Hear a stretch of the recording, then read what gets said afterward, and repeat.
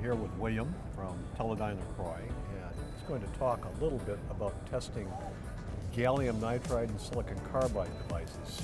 William, what you have here is optimized for those high bandwidth devices. Can you tell us a little bit about what you had to do that? Yeah, absolutely. So this is our latest, this is the hottest thing in our booth this time around. It's called the DL-ISO. It's our new high voltage optically isolated probe. It goes up to 1 gigahertz of bandwidth, and it allows you to measure gate drive signals as well as drive output signals all the way from 2 volts peak to peak to 2.5 kV. It has great CMRR, very good accuracy, excellent signal fidelity, and it's, once you combine it with our 12-bit high-definition oscilloscopes, it's the ideal solution for your gate drive and switching loss measurements. I see. And specifically, what components are we talking about here to do that? So on the device, you tend to have half bridges as a simple example, and you have edge bridges and cascaded edge bridges after that. But if we take the example of a half bridge, you're looking at a high side and a low side. And traditionally, you've been able to look at the low side quite easily. It's still challenging because things are jumping around quite a bit, but it's even harder when you're looking at the high side gate because the gate and source, the voltage from gate to source is floating. The drain to source is also jumping up and down based on what your DC bus voltage is. And the higher that voltage gets, one, it gets riskier, and two, it's hard to actually visualize because anytime you touch a probe to those nodes, it distorts the entire thing. So you don't have enough guarantee that you're seeing what the signal actually is. So it's very important to have really good signal fidelity. It's really important to have really good CMRR and low loading to make sure that you don't disturb the signal while you actually see the details on the signal. So you want to actually know if there's any overshoot.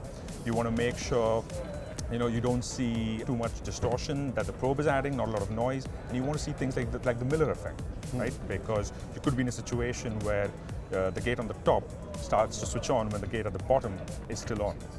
So you want to avoid any kind of shoot through. So for that reason, the DL-ISO checks all those boxes, and you're able to plug right in. You can either solder it down, or you can plug right into your MMCX or your square pin header, and it does everything and gives you a clear, sharp signal that design engineers will find really useful, especially the device characterization engineers.